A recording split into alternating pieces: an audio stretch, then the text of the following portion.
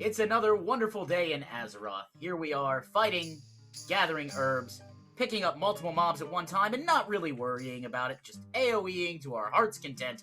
Spin! Spin of death. Spin! But wait! What's that on the horizon?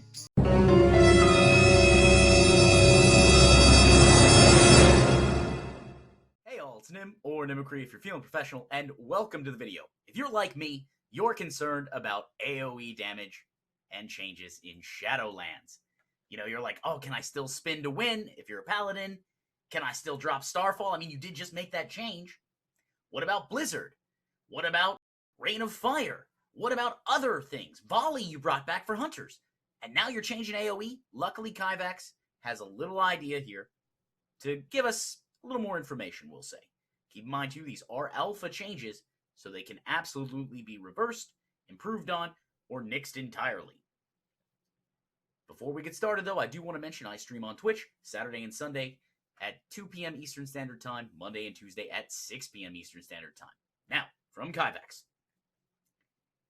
We've definitely heard a lot of feedback from players that bursting down larger and larger pools has become an overly dominant tactic in much of the game. This is particularly evident in questing and dungeons, which has made it difficult for many classes to find a clear role. It's very true. Especially as you climb the ladder, the difficulty ladder in Mythic Pluses, you need to be able to do solid single target and solid AoE. So some classes have it better than others. While there are a large number of variables contributing to this trend, high burst area of effect, AoE, damage against an unlimited number of targets, has made it increasingly possible for players to take down large groups of enemies without the players ever facing a proportionate level of danger. In Shadowlands, we're looking at changes that would broaden the field of tactical options and in the process more clearly differentiate the strengths of the classes in a variety of AoE situations. Now, they did try to fix this in BFA, if you remember. They tried to take multiple mobs for the chain pulls, and they each had one really bad thing that they did, but it was manageable. The problem was when you mixed 2 groups, 3 groups, 4 groups, and originally that was deadly. Now, of course, as gear comes up, as players learn routes, as player skill increases in aggregate, you learn ways to stop that. Like, okay, hey, if we sap that one guy, we can pull everything else and burn, burn, burn, burn. And then we go after that one guy, and he's like, what happened? Where did all my friends go? I had stars, and I saw things, and then, you move on, kill the boss, and it's time to be disappointed by loot. So they tried to fix that. But, again, everything's a moving target. You can't say that you're always going to have the best. I understand why you want to make changes. Let me put it that way. For example, we'd like to see Outlaw Rogues and Fury Warriors excel in situations with 4 to 5 targets in close proximity to each other, while range casters like Frost Mages or Affliction Warlocks perform better in sustained damage against groups of 5 or more targets. To accomplish this, we need to revisit the maximum number of targets that many abilities can hit, also known as the ability's target cap, and adjust them accordingly. In situations where a target cap doesn't make sense, we're adding a new kind of damage fall-off that causes the damage done to each target to be reduced gradually as the number of targets increase. That's an interesting thought, because originally there was a very hard AoE cap for all abilities. So if you're... okay, this could cause lag in the system. Preach Gaming did a video where he was talking about lag, and he used dice to explain rolls that the system is doing. It's when we got rid of snapshotting, and then the Azerite traits, the random, and then multiply that by the amount of people in a raid. The problem is if you make the game do more discrete rules, as in, okay, for class X you have, check 1, okay, yes, check 2, yes, check 3, no. Oh, okay, but other class you have check 1, yes, check 3, check 2 and 3, yes, check 4, yes. So, because different classes have different designs and different variables and different random buffs, depending on the player, so you want to make sure that you don't want to overload the system, because if you overload the system, then you have more disconnects, you have more lag, and anyone who plays WoW now can't tell me that there's not more lag. There just is, and it's the server having to do all the math. So I think maybe cutting down on that and setting some hard and fast rules might be helpful. The problem is that when you set hard and fast rules, everything outside of those rules either becomes an exploit, or not possible, or possible in a way the devs didn't intend.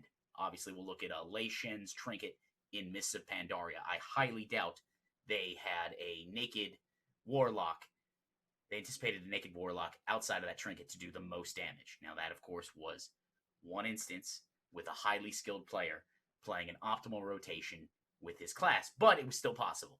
Those moments of glory, as you may call it. Anyways, most players who are used to fighting 3 to 5 enemies at a time will notice very little difference with this approach. On the other hand, players who are accustomed to pulling 10 to 20 enemies at a time will experience a longer, more threatening engagement. Sustained AoE damage may become equally viable option in that situation, but both approaches will put significantly more pressure on the group to survive. Alright, so we see that they're trying to prevent people from doing the mass chain pulls because a lot of people don't like the go dungeon mentality. And I can understand that, especially if you're a new player. You know, you want to figure out what's going on. And of course, some of these people, it's old hat. Like, man, I've done this dungeon, a couple hundred times. I know what's up. And then, of course, you add in the extra mechanic of timers. Then it's like, well, it's not only do we have to go fast, but there's a cost to going slow. I think if I were to make a change, right? If I were to make an AOE change here, just as a thought, I would not have a change to the target cap. I wouldn't do that. I would revert to the Legion Mythic Plus system, where you only had to worry about Tyrannical at 10, Tyrannical or Fortified at 10 plus. I would also cap the weekly reward at 10. That way, you get your 10. All right, boom, you had your 1 level. And everyone else who's serious after that, who's really trying to push on the ladder of Mythic Plus, then, they can deal with that as they need to. But you've just helped out the large majority of players. You've geared them, and then they can go into your raids and go into your PvP. And somebody will be like, but Nim, you're giving all these newbies and not people who I think don't deserve gear. It's like, listen, if they're not good enough to do a 15, odds are you play better than them. It's going to be fine. You're going to be okay. Your ego will survive.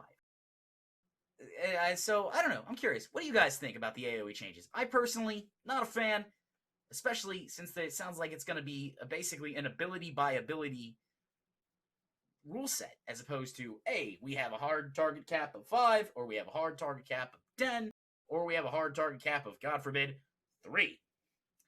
Let me know in the comments below, and of course, if you enjoyed the video, feel free to leave a like, subscribe, comment, do all those other metric increasing behaviors, and we will be back with more videos later. My name was Nim. Keep gaming and enjoy life. Bye.